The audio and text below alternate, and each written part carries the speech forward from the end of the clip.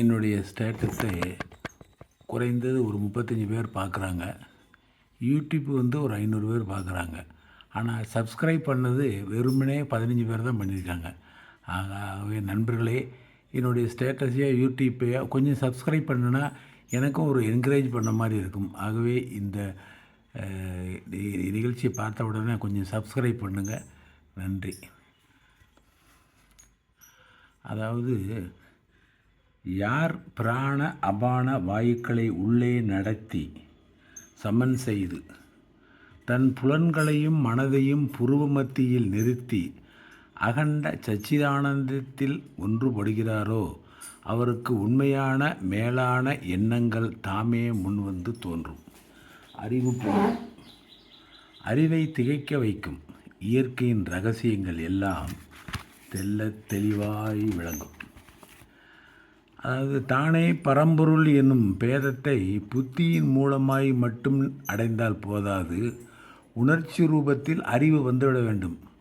பின்பு அது காரிய ரூபத்தில் இரத்தத்துடன் கலந்து ஊடுருவி பாய்ந்து நாடிகள் வழியே ஓடி தன் சொரூபத்துடன் கலந்து உள்ளே செலுத்தப்படுமானால் அதுவே ஞானமாகும். எங்கும் நிறைந்த பரம்பொருளை மனதை செலுத்தி சித்தோபதேசத்தை கடைப்பிடித்து வரும்போது ஏற்படும் அனுபவம் தானே கடவுள், ஆத்மாவே கடவுள் என்பதை உணராது பரம்பொருளை தேடி எங்கெல்லாமோ அலைந்து இறுதியில் ஒரு பயனுமின்றி இறப்பது அறியாமை என்று சொல்கிறார் சிவவாக்கியர். அதை பாட்டின் மூலம் தெரியப்படுத்துகிறார். ஓடி ஓடி ஓடி ஓடி உட்கலந்த சோதியை நாடி நாடி நாடி நாடி நாட்களும் கழிந்து போய் வாடி வாடி வாடி வாடி மாண்டு போன மாந்தர்கள் கோடி கோடி கோடி கோடி எண்ணற்ற கோடியே என்று சிவவாக்கியர் கூறுகிறார்.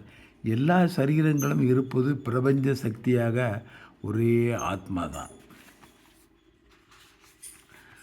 அதாவது, நாம் உண்மையை நெருங்க வேண்டுமானால், தெய்வத்தன்மையை அனுபவிக்க வேண்டுமானால், தனக்கு மிகவும் பிடித்த மிக தேவையான விரும்பும் பொருட்களையும் ஆசைகளையும் மனதிலிருந்து அகற்றிவிட வேண்டும். மிக அருமையாக போற்றும் உருவ பூஜை போன்ற மூட நம்பிக்கைகளை கூட இதயத்திலிருந்து அகற்றிவிட வேண்டும். அந்த ஆசைகளை அழித்து விட வேண்டும். இருதயமாகிய மனம் பரிசுத்தமாய் நிர்மலமாய் இருக்க வேண்டும். சத்தியத்துக்குரிய விலையை கொடுக்காமல் அதனை அடைய முடியாது என்கிறார். மேலும் நமது தெய்வப்புலவர் திருவள்ளுவரும் ஒரு சில 2 குறளில் சொல்லியிருக்கார். நீங்கள் மெய்யறிவை உணர வெளியில் உள்ள நூட்களை எல்லாம் படித்து கொண்டே இருந்தால் அதனால் இந்த மெய்க்கு என்ன பயன் என்பதே. உமது மெய் அறிவை உணர வாளறிவான் எனும் நம் முதுகுத்தண்டின் கீழ் இருக்கும் மூளைக்கணலை உமது நெற்றியின் நடுமையத்தில் அக்கணலை புகுத்தி உணர்ந்தால் அதனால் நோய்களற்று புறப்பாசத்தின் தொடர்பு அற்று தூய அறிவோடு விளங்குவேன் என்றார் திருவள்ளுவர். இதைத்தான் அவர் கற்றதனால் ஆயபயன் என்கோல் வாளறிவான் நற்றால் தொழார் எனின் என்றும் சொல்கிறார். இன்னொன்றும் சொல்கிறார், மலர்மிசை ஏகினான் மானடி சேர்ந்தார் நிலைமிசை நீடு வாழ்வார் என்று சொல்கிறார்.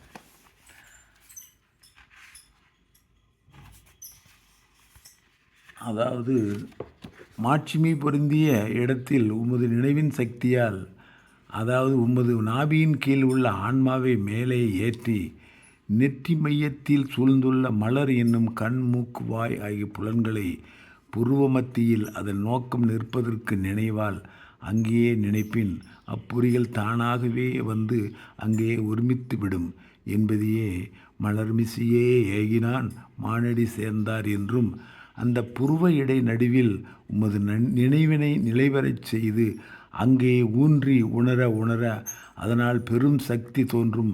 அதன் வல்லமையினால் புறத்தில் இருக்கும் பொறிகள் அடங்கி சக்தியும் உடலுக்குள் அமைய பெற்றவரின் காலத்தை இவ்வளவு என்று நிர்ணயிக்க இயலாது. ஏனெனில் அத்தகைய சக்தி பெற்றவர்கள் இவ்வுலகில் வெகுகாலம் வாழ்வார் என்பதையே நிலைமிசை நீடு வாழ்வார் என்றார். மேலும் பொறிகள் என்பது மெய், வாய், கண், மூக்கு, செவியாகும். இவைகள் நெற்றி நடுவிலிருந்து செயல்படுவதே பொறிவாயில். பொறிவாயில் ஐந்தவித்தான் பொய்தீரார் ஒழுக்க நெறி நின்றார் நீடு வாழ்வார் என்கிறார் திருவள்ளுவர். உங்கள் உணர்வால் நெற்றி நடுமையத்தில் இருந்து வெளிச்சத்தத்தை காதுகள் மூலம் கேட்காமல் அங்கே கேட்பது போன்றும், புற உலகை காட்சியை கண்கள் மூலம் காணாமல் அவ்விடத்தில் இருந்து பார்ப்பது போலவும், சுவையை நாக்கின் மூலம் சுவைக்காமலும் அங்கே இருந்து சுவைப்பது போலவும், வெளி வாசனையை மூக்கில் முகராமல் அங்கிருந்து முகர்ந்து கொண்டு வருவது போலவும் உணர்ந்து கொண்டு வந்தால், புலன்கள் எல்லாம் செயலற்று உள் செயலோடு அடங்கி நிற்கும். அத்தகைய உள் உணர்வோடு நிற்பவர்கள் பொய் பேச மாட்டார்கள், எதையும் உணர்ந்து பொறுமையோடு பேசுவார்கள் என்றார் திருவள்ளுவர். நன்றி, வணக்கம்.